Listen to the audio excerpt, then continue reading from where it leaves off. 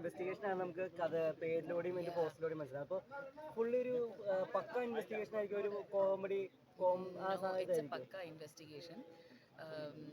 Especially ഈ സിനിമേൻ്റെ ഒരു കരുത്ത് എന്ന് പറയുന്നത് സ്ക്രീൻ പ്ലേ. ഒബ്വിയസ്ലി ഷഹദിൻ്റെ വിഷൻ, he's been rock solid about it. ഞാൻ മാർച്ച് 2025 ഇത് കഥ ആദ്യമായിട്ട് കേട്ടത്.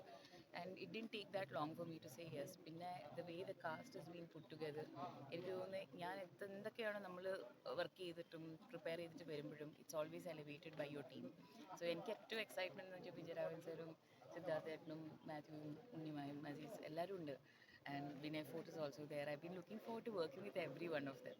അപ്പോൾ ഒരുമിച്ച് എനിക്കങ്ങനെ ഒരു ഓപ്പർച്യൂണിറ്റി കിട്ടുകയാണ്. പിന്നെ ക്യാരക്ടർ വൈസും വളരെ ബ്രില്യൻ്റ് ആയിട്ട് ചൗട്ട് ഔട്ട് ചെയ്തിട്ടുള്ള ക്യാരക്ടേഴ്സാണ്. Especially mine. എനിക്ക് ഒരു ചോദ്യം അങ്ങോട്ടേക്ക് ചോദിക്കേണ്ടി വന്നിട്ടില്ല. Shahad has all the answers already written for me.